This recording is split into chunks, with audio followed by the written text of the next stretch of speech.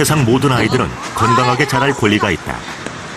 그러나 연기 나오는 거 좀 냄새 나죠. 막 기침이 나고 그래요. 가끔씩 그냥 불편했던 적은 있어요. 하루의 절반 이상을 보내는 학교도 결코 안전시대는 아니다. 태아에 있어서는 조산이라든가 또 태아 성장 불량 이런 것들을 일으킬 수 있고요.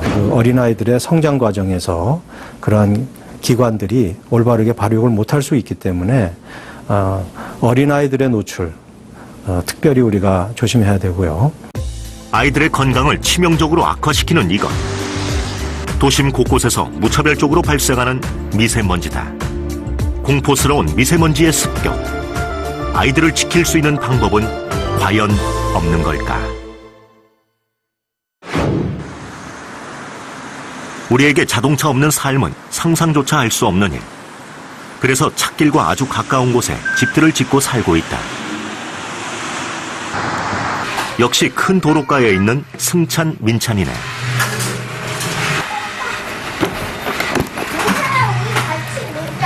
약 먹어. 승찬, 민찬. 약.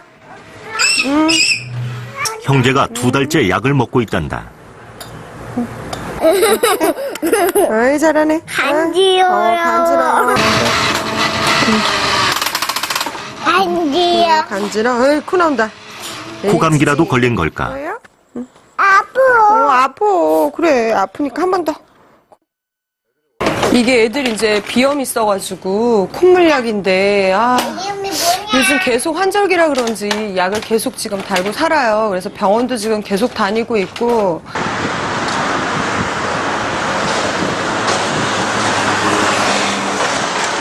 승찬이, 민찬이처럼 한 달 이상 호흡기 질환이 지속되는 경우가 흔해졌다고 한다. 만성호흡기 질환 소아들이 늘고 있는 것인데 그 이유를 미세먼지에서 찾을 수 있다. 알레르기성 비염 환자가 현재 계속 좀 늘어나고 있는 추세인데요. 예전에는 계절성 알레르기성 비염이 많이 늘어났지만 지금은 1년 내내 그 비염 증상을 가지고 병원에 내원하는 그 환자들이 점점 늘고 있습니다. 그 원인으로는 미세먼지나 황사 같은 그런 환경 오염 물질이 알레르기 비염의 주 원인이 되고 있습니다. 비염뿐 아니라 천식, 아토피 환아도 지난 5년간 꾸준히 늘고 있다. 기침으로 병원을 찾은 5살 성재는 천식 진단을 받았다. 대표적인 알레르기 질환인 소아천식.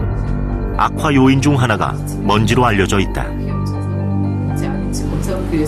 아이가 특별히 또 이제 막 그냥 잘 놀다가 안 좋아지는 부분이 먼지가 갑자기 많아진다거나 이제 뭐 매연 같은 것들이 많아진다거나 아니면 또 이제 사람들 많이 모이는 백화점이나 그리고 또 자기가 심하게 뛰어놀 때 그럴 때 가장 안 좋아지더라고요.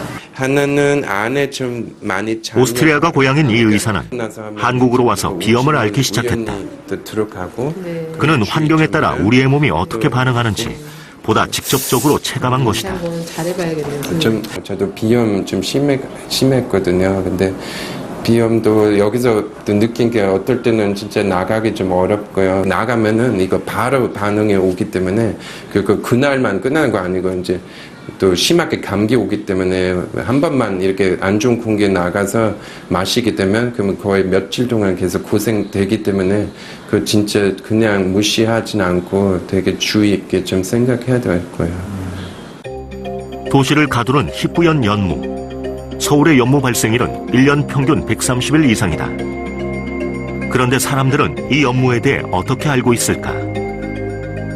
먼지 같기도 하고 글쎄요, 뭐 안개 같기도 하고 어떨 때는 목이 쎄하니까 황사 같기도 하고. 중국에서 날라오는 황사 아닌가요? 황사의 경우는 그 성분이 주로 토양 입자입니다. 흙이라든지 우리가 흔히 접할 수 있는 그런 토양 물질인데 비해서 연무 입자는 주로 PM 2.5라고 얘기하는 아주 작은 입자로서 황사보다 훨씬 작기 때문에 폐부 깊숙이 침투할 수가 있습니다. 누런 토양 먼지인 황사는 1에서 10마이크로미터의 크기인 반면 우유빛 연무는 2.5 마이크로미터로 알려져 있다. PM 2.5, 즉 2.5 마이크로미터의 먼지는 머리카락 두께의 30분의 1에서 200분의 1 수준의 매우 작은 초미세먼지다. 크기를 가늠할 수 없어 예를 드는 것이 담배 연기. 보이는가 싶으면 사라져버리는 희뿌연 담배 연기가 미세먼지와 가장 유사한 크기다. 그동안은 10마이크로미터의 먼지, PM12 화두였지만 이제 PM2.5에 대한 문제의식이 확산되고 있다. 땅에서 떠오르는 모든 흙이라든가 이런 걸 다 포함하는 개념을 했었어요.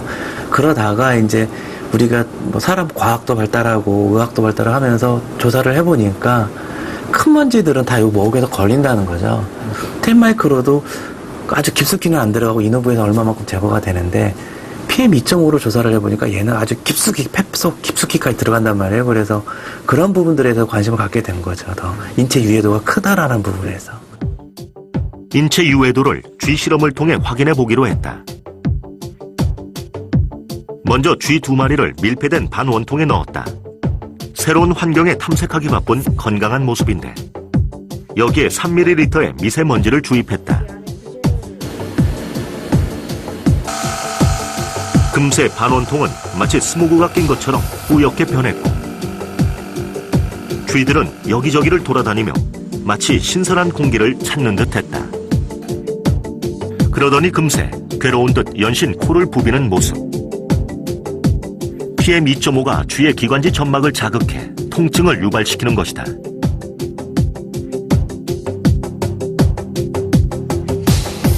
미세먼지를 흡입하지 않은 쥐들이 여전히 여기저기를 탐색하며 활발히 움직이는 모습과는 확연히 달랐다.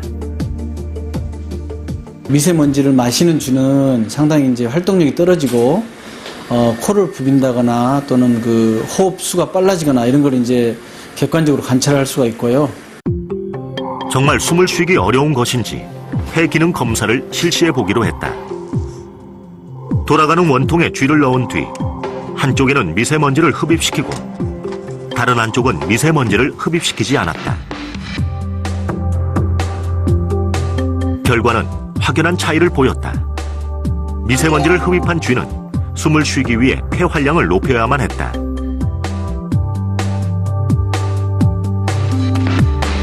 미세먼지는 단순 호흡 곤란만으로 그치는 것이 아니다. 폐에 직접적인 흔적을 남기기도 하는데 그 결과를 기관지 폐포 세척액을 통해 확인했다. 검은 반점이 폐에 침착된 미세먼지 알갱이인데 이 알갱이가 딱딱하게 굳어 염증과 암을 유발시키는 것이다. 코로 먼저 흡입하기 때문에 이제 비염이 생길 수가 있고요. 비염과 연관돼서 이제 중이염도 같이 생길 수가 있습니다. 그리고 이제 후두에 염증이 생긴다거나 기관지로 들어오면서 이제 기관지염 또는 천식도 발생할 수도 있고요. 천식이 이제 있는 사람들한테 이런 천식의 악화 등을 동반할 수가 있습니다.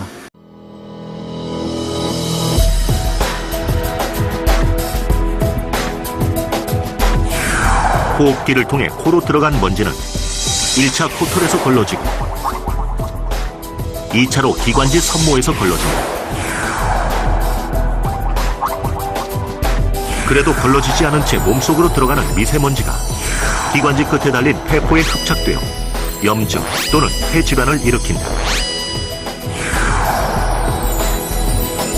또 모세혈관에 미세먼지의 독성 물질이 유입돼 혈액 점도가 증가하게 되면 혈관을 수축시키고 심혈관에 영향을 주게 된다.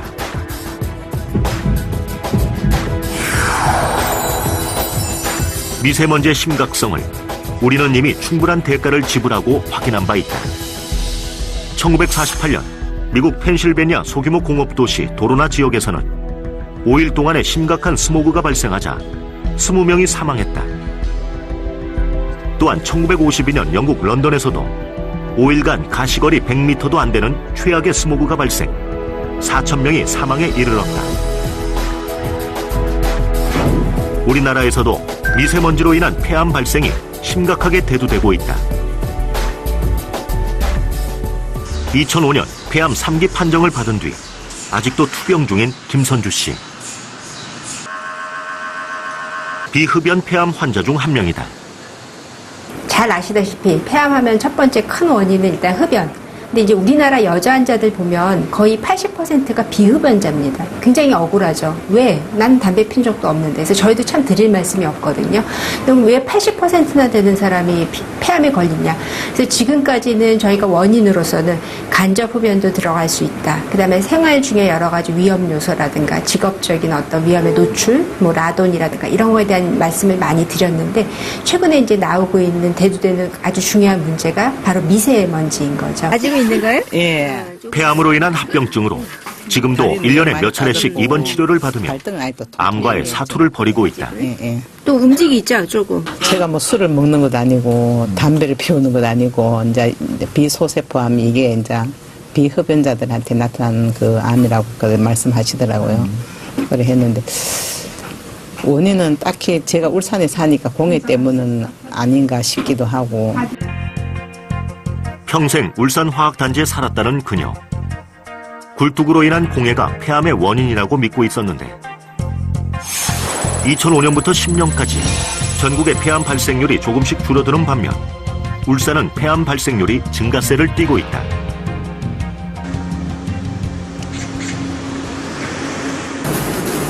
암 유발 물질 중 하나인 미세먼지를 포집해 성분을 분석해 보기로 했다. 그 성분이 어떻길래 이토록 치명적인 걸까? 미세먼지는 유기성 물질과 이온 성분이 대부분, 토양과 금속 성분, 그리고 탄소 성분으로 이루어져 있다. 여기 있는 요 그림이 미세먼지 거의 구조라고 보시면 돼요. 그래서 요 안에 있는 것들은 뜨거운 연소 과정 중에서 배출되는 것들이고요. 그다음에 이제 여기 있는 성분들이 대기 중에서 이제 얘들이 돌아다니면서 가스도 붙고 아니면 먼지도 붙고 이렇게 해가지고 요렇게 생겼을 거라고 예상이 돼요. 그래서 탄소를 포함한 연료가 불완전 연소할 때 나오는 그을림이 블랙 카본이다. 미세먼지의 주요한 성분 중 하나로 WHO에서 지정한 대표적인 발암 물질이다. 문제가 될 수 있는 거는 우리 자동차 부분에서 나오는 블랙 카본하고요. 그 다음에 중금속 부분들, 그리고 이온 성분도 농도가 높으면 좀 문제가 될 수 있다고 봅니다. 연소 과정에서 발생하는 미세먼지. 우리 주변에서 가장 쉽게 볼 수 있는 연소 과정은 바로 자동차다. 우리가 일상생활에서 먼지를 발생시키는 가장 중요한 원인은 화석연료를 사용하는 것들입니다. 예를 들면 난방연료를 쓴다거나 자동차를 운행한다거나 뭐 공장을 가동시킨다거나 등등해서 굉장히 많은 먼지들이 발생이 되어집니다.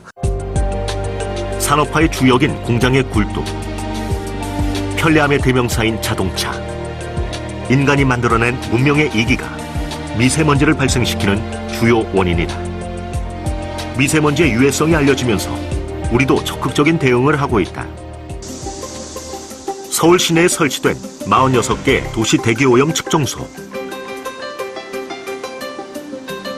대기오염도를 측정해 시민들에게 실시간 알려주기 위해 마련된 시설이다. 대기에 떠다니는 미세먼지를 포집한 뒤 자동으로 성분을 분석하고 미세먼지의 농도 값을 산출하고 있다. 포집된 PM10을 배터리를 조사해서 측정하는 장비로 주로 저희가 24시간 365일 측정하고 있습니다. 한편 2013년 8월부터 미세먼지 농도를 예보하고 있다. 그런데 우리의 1일 PM2.5의 기준치는 WHO 기준에 비해 2배나 높다. 가장 중요한 문제는 자동차에서 나오는 부분들을 줄이기 위해서 전기 자동차라든지 천연가스 버스라든지 그런 친환경 자동차로 이렇게 전환하는 사업들을 환경부가 주로 추진을 하고 있습니다. 미세먼지 관리에 있어 우리는 아직 걸음마 단계다. 그렇다면 기준치만큼은 잘 관리되고 있을까? 유동 인구가 많은 지하철 역사, 우리의 기준치에 근접한 수치다. 차량이 밀집해 있는 버스터미널, 미세먼지 기준치 50마이크로그램보다 3배나 높다. 도심 곳곳의 미세먼지를 측정한 결과 자동차 운행이 많은 곳의 농도가 확연하게 높음을 알 수 있다.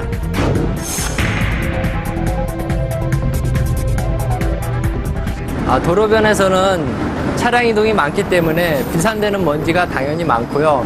또 직접적으로 배출되는 배출가스로 인해서 미세먼지가 순간적으로 높아질 수 있습니다. 하루해가 저무는 대신 야경이 제 모습을 드러내는 시간. 미세먼지가 더욱 활기를 띈다. 4차선 도로 옆의 한 공원. 일과를 마치고 야간에 운동을 하는 이들의 발길이 잦은 곳이다. 나오는 시간은 보통 8시 반, 9시 이때쯤 나오긴 나오지만 여긴 가끔 나옵니다. 어떨 때는 좀 약간 이렇게 헛기 장기침 있죠. 이렇게 캑 맥히는 거, 캑캑 이런 소리 그런 게 가끔씩 나고. 하루 종일 발생한 미세먼지가 쌓여 저녁 8시부터 10시 사이 절정에 달한다.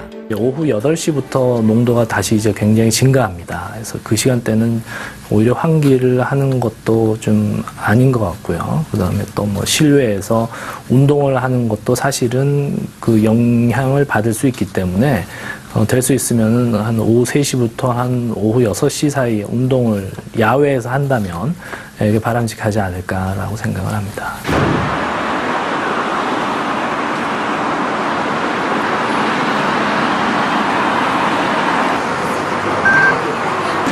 세계 제1의 청정국가 스웨덴.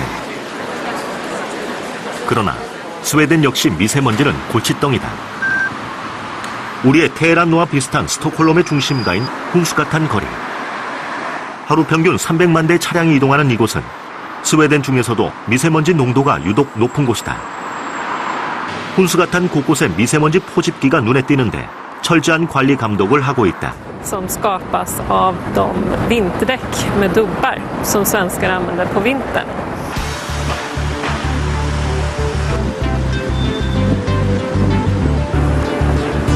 스노우 타이어의 징 부분이 바닥과 마찰을 일으켜 미세먼지 농도가 급증한 것이다.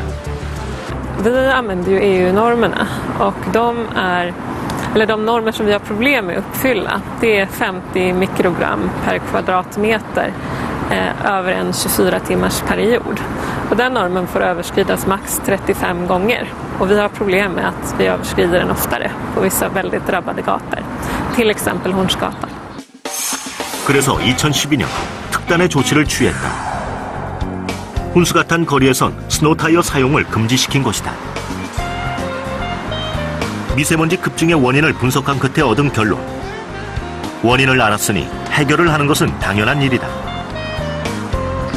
미세먼지를 높이는 스노우 타이어의 사용을 금지시킨 뒤 훈스가탄의 환경은 눈에 띄게 달라졌다고 한다. Jaha, det har ju mycket mindre det har blivit. När vi införde förbudet på Hornsgatan så halverades utsläppen av mikrodamm. 최근 훈스가탄은 미세먼지 농도가 급격히 떨어지면서 유럽연합의 기준보다도 밑돌게 됐다. 청정국가의 명성은 애초에 문제가 없어서 생긴 것은 아니다. 문제의 원인을 파악하고 또 해결하려는 적극적인 노력이 스웨덴을 청정국가로 유지시켜주는 것이다.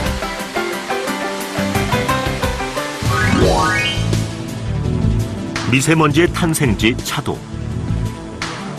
그런데 초등학교 중 수많은 곳이 도로 인근에 있는 것을 종종 볼 수 있다.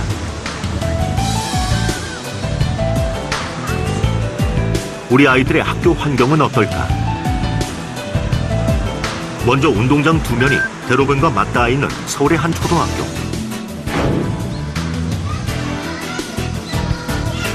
그리고 큰 차도와는 철저히 차단돼 있고 산과 인접해 있는 초등학교의 대기를 측정해 보기로 했다. 도로에서 얼마나 가까이 있느냐, 그 다음에 방음벽이 있느냐 없느냐. 그래서 도로에 가까워 있는 학교하고 그 다음에 도로에서 멀리 떨어진 학교, 그 다음에 방음벽이 있는 학교 세 군데를 선정했습니다. 우리는 한국과학기술연구원의 도움을 받아 학교의 대기질을 점검해봤다. 먼저 미세먼지 포집기와 분석 시스템을 갖춘 이동 차량이 학교 주변을 이동하며 오염도를 측정했다.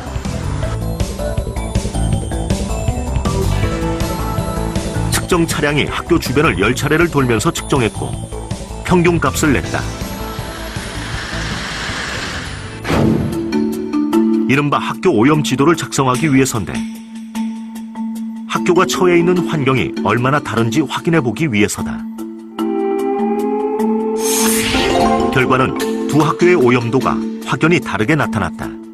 도로에 차량들이 굉장히 많은 지역이 상대적으로 오염도가 굉장히 높고, 그다음에 또 주택가라든가 또 어떤 교통량이 적은 부분들이 이제 오염도가 낮은 것들이 이제 여러 가지 이제 미세먼지의 개수라든가, 그다음에 뭐 범죄 농도라든가 이런, 그다음에 미세먼지와 같이 이제 함께 발생되는 질소 산화물이라든가 이런 여러 가지 지표들을 보면 상당히 그게 차이가 분명하게 나타나는 걸 저희가 확인을 했습니다. 그렇다면 학교 밖 오염도가 교실에는 어떤 영향을 미칠까? 대로변의 인접, 학교 주변의 차들의 이동이 잦은 학교. 아이들이 등교 전부터 학교 시까지 24시간 복도와 교실 두 곳에 측정기를 설치한 후 실내 오염도를 측정해봤다. 하루에 반나절을 보내야 하는 학교. 과연 교실은 미세먼지로부터 안전지대에 있다.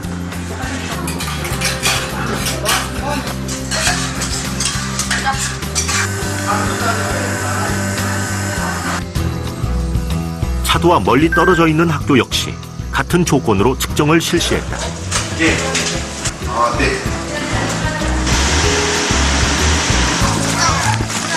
모든 아이들이 정문까지 1km는 걸어서 등교를 해야 하는 학교.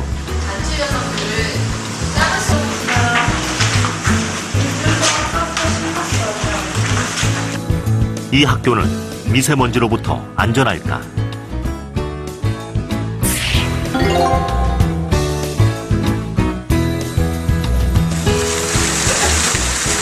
하고 가겠습니다.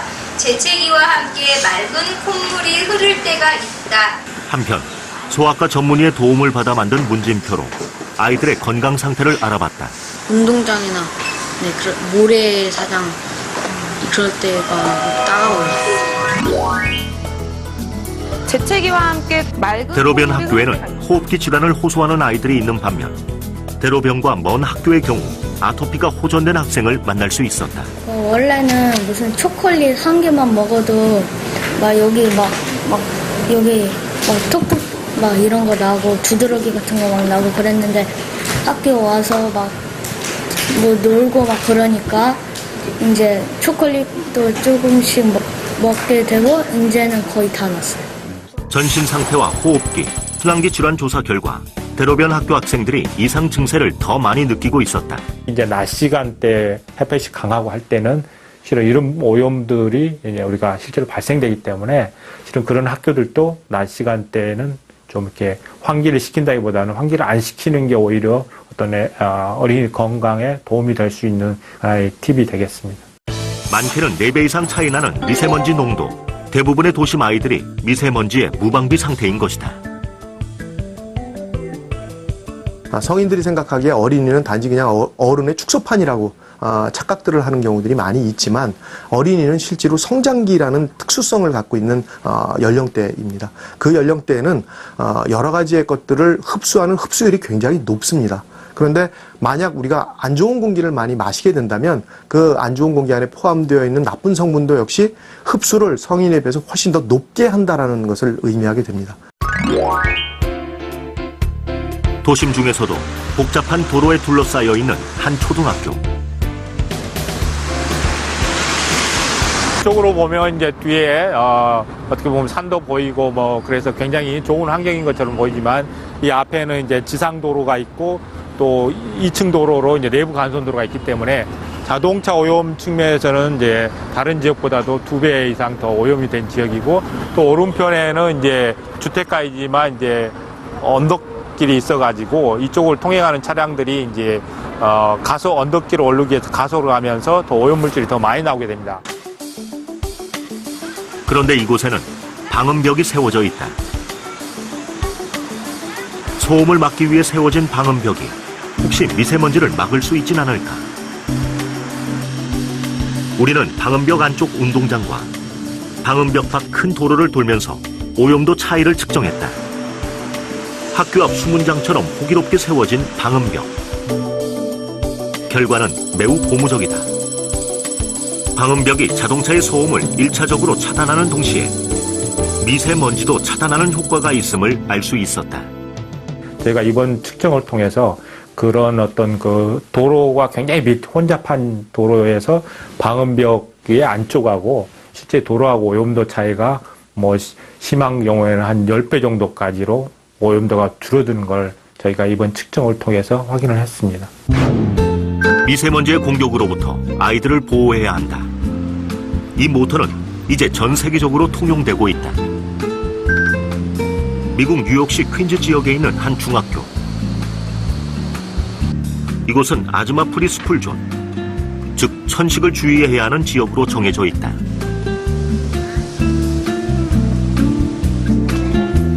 천식은 호흡기 질환의 대명사.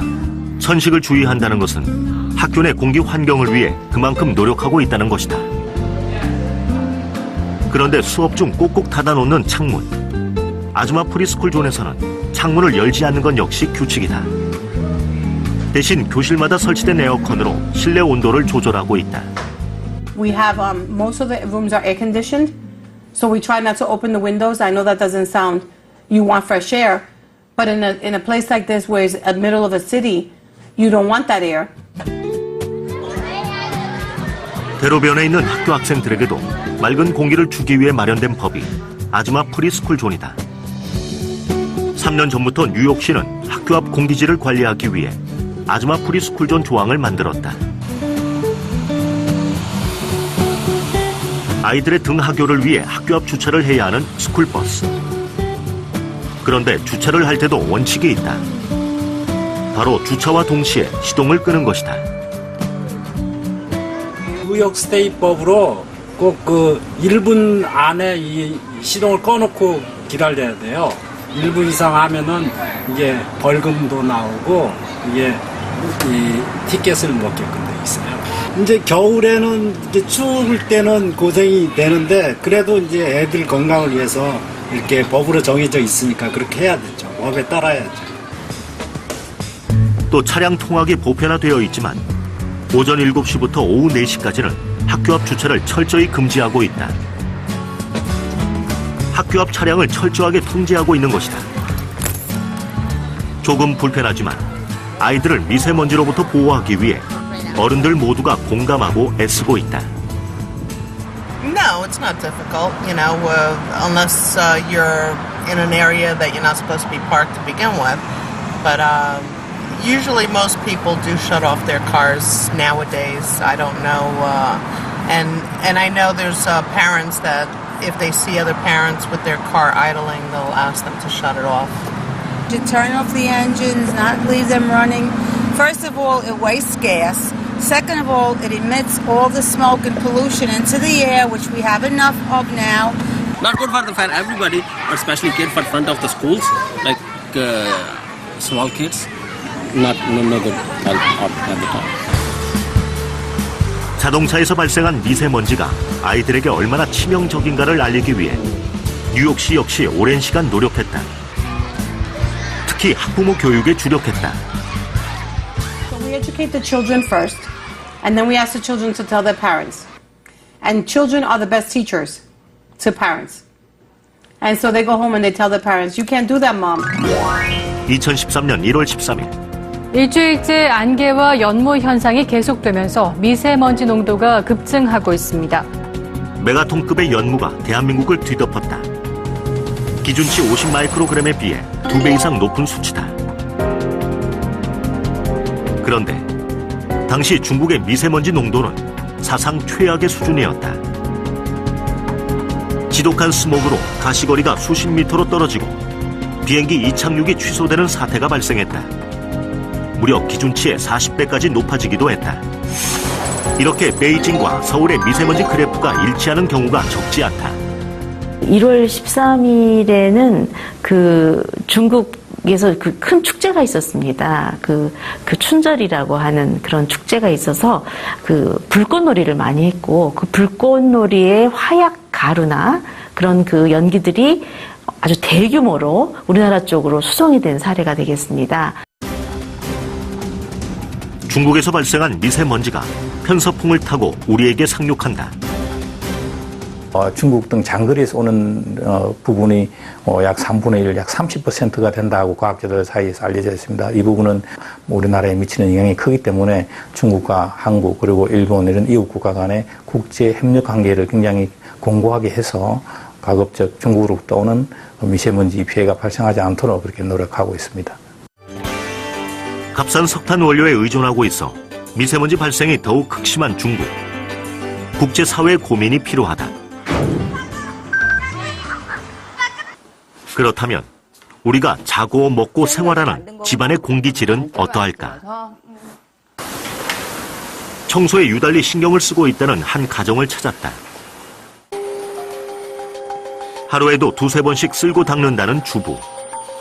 보이지 않는 곳까지 꼼꼼히 신경 쓴다는데 과연 미세먼지로부터 자유로운지 직접 측정을 해보기로 했다.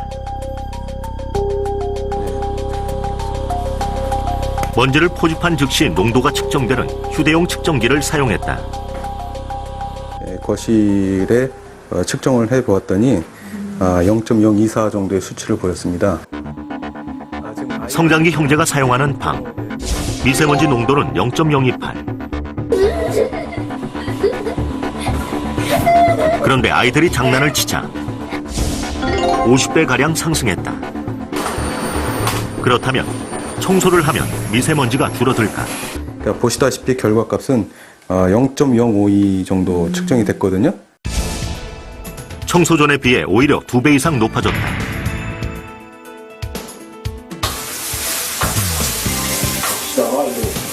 그리고 가정에서 미세먼지 발생 원인이 있었는데 바로 생활에서 꼭 필요한 조리 활동이다.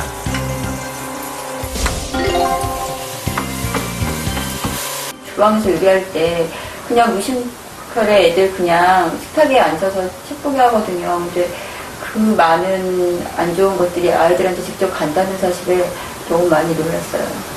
일상생활 속에서 가장 오염물질을 많이 발생시키는 행위가 조리 행위입니다. 그러니까 식사를 만드는 과정에서 화력을 사용한다거나 가스 같은 것들을 많이 쓰게 되는데 이 과정에서 질소산화물이라든가 여러 가지 불완전 연소 과정의 물질들이 굉장히 많이 생성이 되어집니다. 우리 생활 전반을 둘러싸고 있는 미세먼지. 폐하에게까지 예외는 아니다. 이화여대 의학전문대학원 하은희 교수팀의 연구 결과 미세먼지는 태아 성장에 영향을 미친다.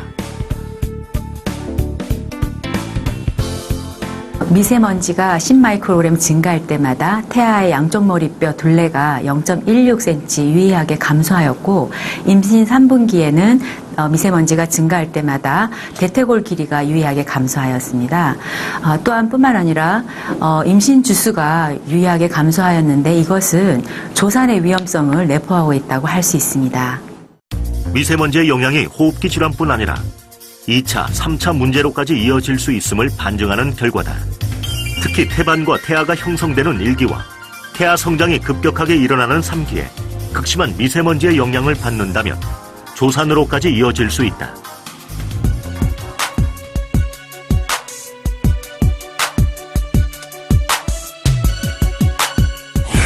산모가 먼지를 호흡하게 되면 코털과 기관지에 있는 산모에서 걸러지게 마련이다. 그러나 이때 걸러지지 않는 미세먼지는 염증 반응을 일으키거나 혈액을 끈적끈적하게 만든다. 이러한 현상은 태반을 통해서 태아에게 영향을 미치고 영양분이나 산소 공급을 부적절하게 한다. 그렇게 엄마가 흡입한 미세먼지가 결국 태아의 성장을 방해하기에 이르는 것이다. 태아는요, 엄마 유전적으로 물려받는 것 이외에 태 내에서 그 장기들의 어떤 기능이 발현이 되고 그 장기들로 평생을 살아가게 됩니다. 그런 태 내에서의 어떤 장기들이 적절하지 못한 환경에서 적절하게 그 최상의 기능을 갖게 그렇게 형성되지 못한다면 한 생명의 평생 건강을 좌우한다라고도 볼 수 있는 거거든요. 단순히 호흡기 쪽으로만 안 좋다고 생각을 했지 초미세먼지가 혈관을 타고 태에게까지 이렇게 영향을 미칠 거라고는 상상을 못했거든요.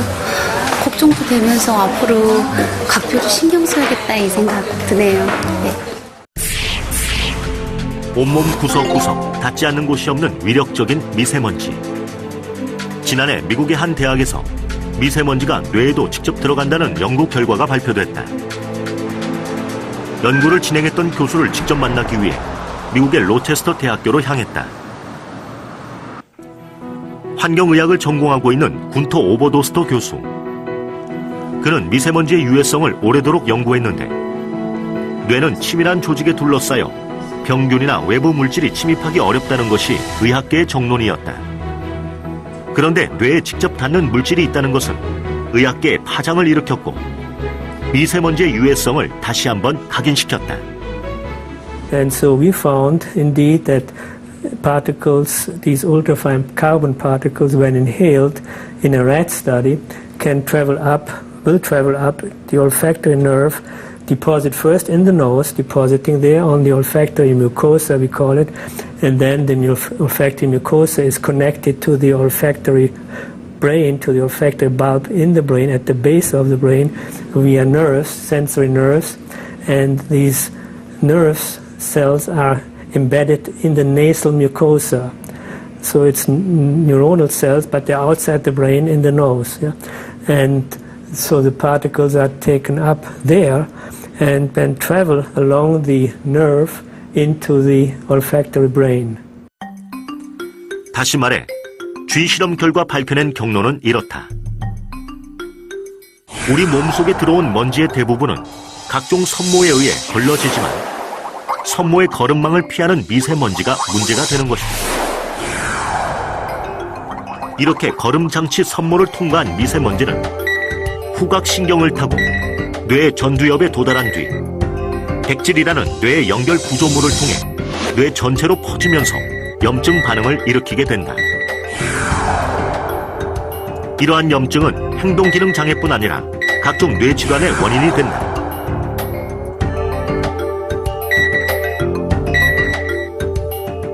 먼지의 크기가 작아지면 작아질수록 호흡을 통해서 깊은 영역까지 들어갈 수 있는 가능성이 있다라는 얘기이고, 그런데 최근에 나노 사이즈의 먼지나 울트라파인 파티클이라고 불리우는 먼지들이 대부분 폐포 이상을 들어가서, 즉 세포 벽을 직접 통과하는 현상들이 과학적으로 이미 3, 4년 전부터 증명이 되고 있습니다. 그래서 먼지의 크기가 작아진다는 것은 상당히 심각한 문제를 더욱더 많이 발생할 수 있다라고 이해하시면 되겠습니다.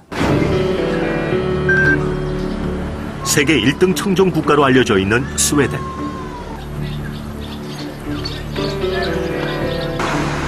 역시나 미세먼지에 대한 관리 감독이 철저한데 스웨덴 인구의 30%가 여러 종류의 알레르기를 갖고 있기 때문이다.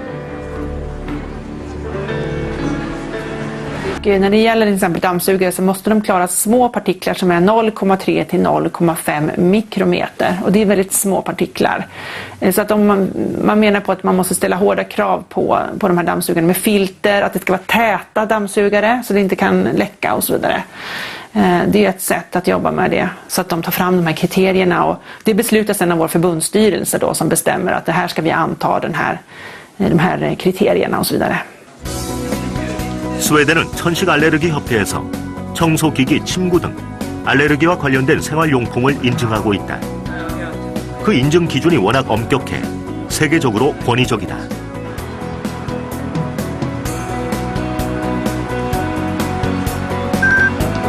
스웨덴 천식 알레르기 협회에서 합격 통지서를 받은 한 청소기 업체를 찾았다. 과연 얼마나 철저하게 먼지에 대응하고 있을까? 대규모 먼지 연구센터에서 청소기의 성능 테스트가 한창인데 이들이 중요하게 생각하는 청소기의 성능은 크게 두 가지다. Exactly, and it's very important to suck in the dust because that's where it starts. You must suck in the dust, and you should suck in as much as possible. And then of course you need to keep it in the cleaner. And this I think people are maybe less aware about. But that is very important, and the most tricky thing there is to keep the finest particles. And to obtain this, it's important to build seal systems. 제조사가 다른 4개의 청소기의 흡입력을 비교해봤다. 먼지를 효과적으로 제거하기 위해서 흡입력은 청소기에서 첫 번째로 중요한 성능이다. 비교 결과 흡입력에도 작지만 큰 차이가 있었다.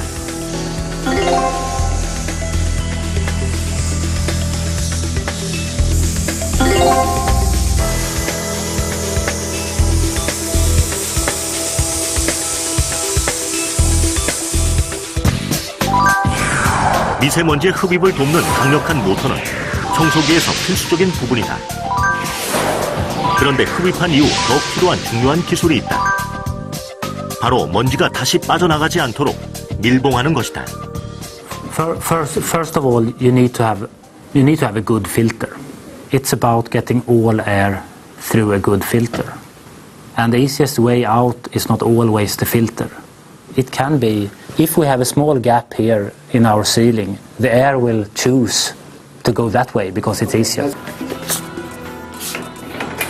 흡입된 먼지가 다시 방출되면 미세먼지가 줄어들지 않는 것은 당연한 원리다. 때문에 먼지 방출량 제로를 위한 기술 연구에 사활을 걸고 있다.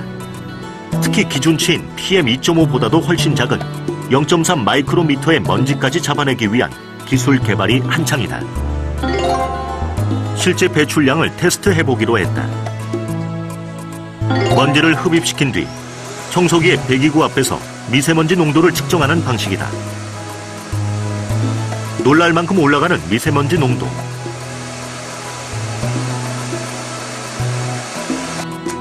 대부분의 청소기가 작동될수록 미세먼지 농도가 높아졌다. 정도의 차이는 있지만 대부분 비슷한 결과다. 먼지를 흡입했으면 줄어야 하는데 오히려 먼지의 배출량이 늘어나는 것. 청소기의 효과가 반감되는 경우다.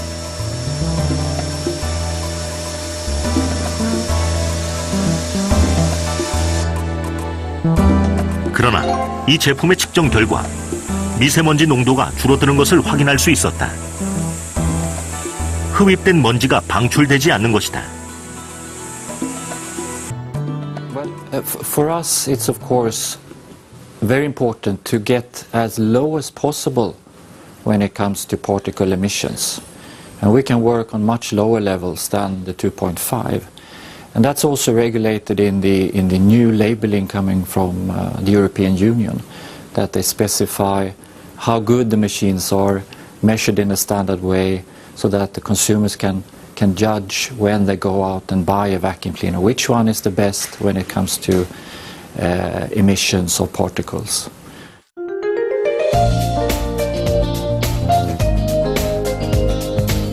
스웨덴의 미세먼지에 대한 경각심은 가정에서도 이어진다.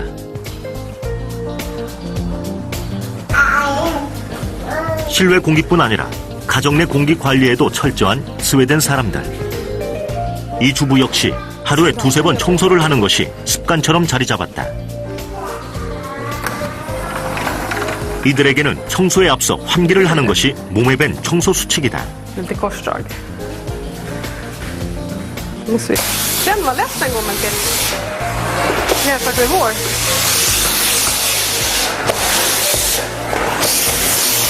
Vill du prova den här? Här.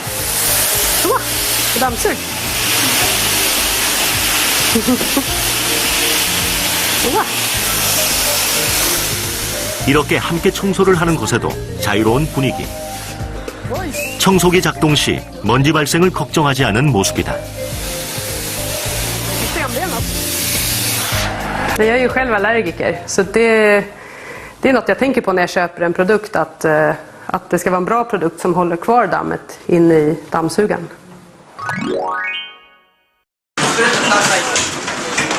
아직은 미세먼지의 무방비 상태인 우리 아이들. 특히 교실 내 미세먼지를 막는 방법은 없는 걸까? 전문가들은 청소에서 그 해답을 얻을 수 있다고 한다. 가장 좋은 방법은 청소를 깨끗이 하고 물 청소를 통해서 먼지가 존재할 수 있는 부분들을 최소화시키는 것이 가장 좋은 방법이겠고, 당연히 청소 시에는 마스크 등을 통해서 실질적인 노출을 최소화시키는 방법들이 필요한 것들이 되겠습니다. 그런데 청소 시 꽁꽁 닫아놓은 창문. 환기가 무엇보다 중요하다.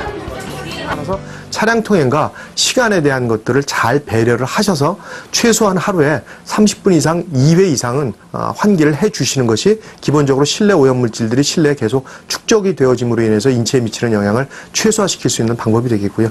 당연히 청소 시에는 무조건 환기를 양방향으로 해서 오염물질들이 많이 발생되는 시간대의 환기를 최대한으로 늘려주시는 것이 가장 기본적인 방법이 되겠고요. 자기 자리는 자기가 청소하고 가고요. 나머지는 제가 해요. 청소도 교육활동이니까 하기는 하되 이제 짧은 시간에 마치고 나머지는 제가 하는 것을 저는 그렇게 하고 있습니다. 근데 청소할 때 뭐 환경적으로 좀 조치를 한다든지 이런 건 없어요? 그런 건 없고요. 일단 아이들이 그 먼지를 갖고 나오면 이렇게 보이잖아요. 그래서 우리가 이런 데서 생활했어. 그럼 막 다 놀래요. 네, 그럼 어떻게 되냐. 이제 말하면 안 돼요. 이렇게 아이들이 말하고 그러더라고요. 미세먼지의 습격은 점차 강력해지고 있다. 하지만 우리는 그동안 너무도 무방비 상태였는데 미세먼지로부터 적어도 학교만큼은 지킬 수 있는 방법이 없을까?